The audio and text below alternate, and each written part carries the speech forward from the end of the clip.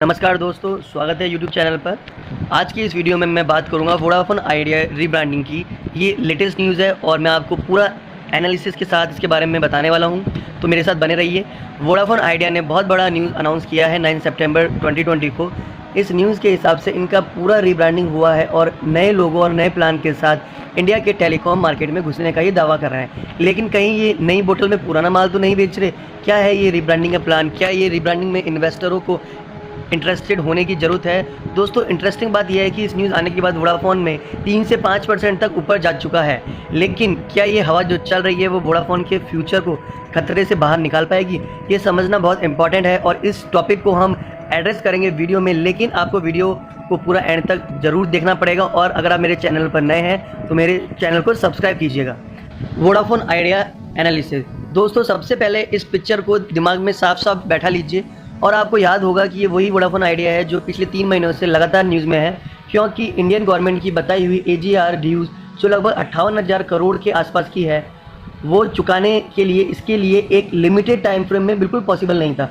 हालांकि अब तक वोडाफोन ने 7,854 करोड़ का पेमेंट किया है गवर्नमेंट को 3 किश्तों में, और इस मैसिव पे आउट की वजह से ही वोडाफोन आइडिया कंपनी का फाइनेंशियल सिचुएशन भी खराब हुआ है। एक इंडिपेंडेंट एनालिसिस के हिसाब से वोडाफोन आइडिया का ड्यूरेबिलिटी स्कोर 100 में से 35 है। इसका मेन रीज़न फाइनेंशियली अनस्टेबिलिटी है। अब समझते हैं वोडाफोन आइडिया की ड्यूरेबिलिटी क्यों कम है कुछ आसान पॉइंट्स में। पहला पॉइंट, 400 मिलियन सब्सक्राइबर रखने वाली वोडाफोन आइडिया ने पिछले कुछ सालों में लगभग 100 मिलियन कस्टमर लूज़ किए।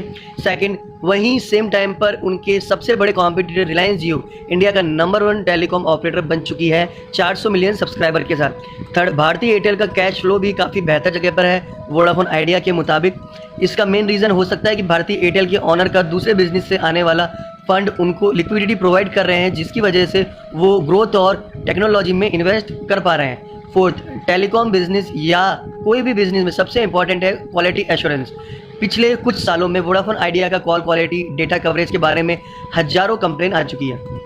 फिफ्थ पॉइंट है, इसका साफ है कि कैश स्ट्रक्चर कंपनी अपने कॉर्नर्स अच्छे करने के लिए, इनोवेशन के लिए साथ साथ सौदा कर लिया था, जिसका सबसे ज़्यादा इफेक्ट उसके कस्टमर बेस को हुआ है।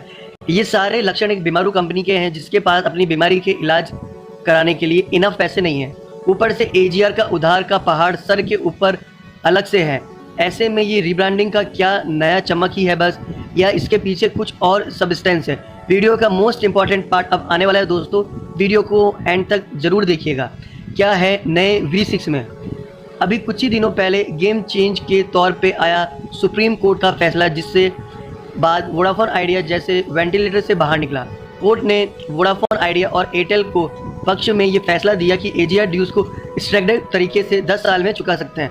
अब ये बहुत बड़ा फैसला था, क्योंकि इस फैसले से सरकार ने कंपनीज को 3 महीने का वक्त दिया था और उसके बाद वोडाफोन की तरफ से ये स्टेटमेंट आया था कि 3 महीने में पैसा देना तो वो कंपनी को बंद ही कर देंगे, जो इंडिया के टेलीकॉम सेक्टर में सबसे बड़ा लॉस हो सकता था।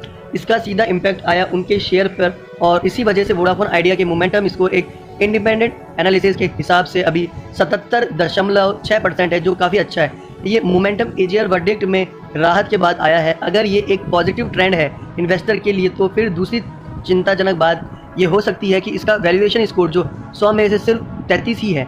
इसका रीज़न है कि PE वैल्यू और अदर टेक्निकल पॉइंटर अभी एक मिड लेवल पे हैं, जो ना फेवर में है ना अगेंस्ट है, मतलब 50-50% है। तो आगे क्या होगा और आपको क्या करना चाहिए? इन्वेस्टर को क्या करना चाहिए?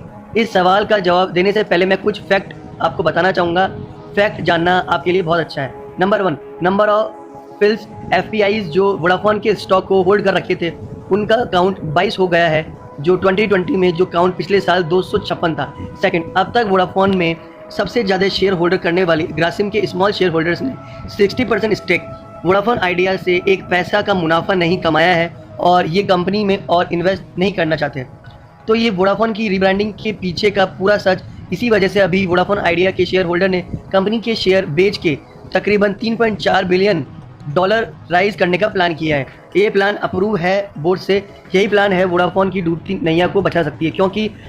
क्यों? अब इस बात को अच्छे से समझिए। अगर वोडाफोन को नंबर ऑफ कस्टमर इंक्रीज करने हैं तो क्वालिटी ऑफ सर्विसेज बेहतर करना पड़ेगा। फिर आएगा एवरेज रेवेन्यू पर यूज़र का मामला, जो वोडाफोन कम से कम 300 रुपीज़ करना चाहती है और जो अब 180 रुपये के आसपास है। मतलब सोचिए कि टैरिफ कितना बढ़ सकता है। अगर जियो और एयरटेल ने टैरिफ नहीं बढ़ाया तो वोडाफोन का पैसा डूब जाएगा और डूबे हुए पैसे को रिकवर करना इसके लिए नामुमकिन होगा। शेयर होल्डर कंपनीज को बेच देंगे और डूबेगा पैसा आपका ही। और दूसरी बात यह है कि वोडाफोन का ये पहला रिब्रांडिंग नहीं है, ना ही आइडिया का है। ये रिब्रांडिंग कोई मतलब नहीं रखता है जब तक फंड राइज नहीं होते। तो अगर आप वोडाफोन में पैसा लगाना चाहते हैं तो फिर न्यूज़ पे ध्यान दीजिए कि क्या वोडाफोन इंडिया रिसेंट टाइम में कोई भी फंड रेज कर पा रहे हैं या नहीं। अगर फंड रेज हुआ तो भी कितना हुआ। उसके बाद ध्यान रखिए कि टैरिफ कैसे बढ़ेगा, क्योंकि टैरिफ अगर सिर्फ वोडाफोन आइडिया ने बढ़ाया तो that will be suicidal move. दोनों पॉइंटर अगर सही रहे और अगर वोडाफोन का कैश फ्लो बना रहा तो वोडाफोन आइडिया बात करने वाला शेयर होगा, वरना तब तक वोडाफोन आइडिया सिर्फ दहाड़ मारने वाला शेयर है जिसने बस एक नया फ्रेश पेंट किया है, लेकिन उसके दांत अभी भी कमज़ोर हैं मार्केट में बने रहने के लिए। तो ऐसी ही नई अपडेट्स के लिए चैनल को सब्सक्राइब कीजिए, वीडियो को लाइक कीजिए, शेयर कीजिए। धन्यवाद।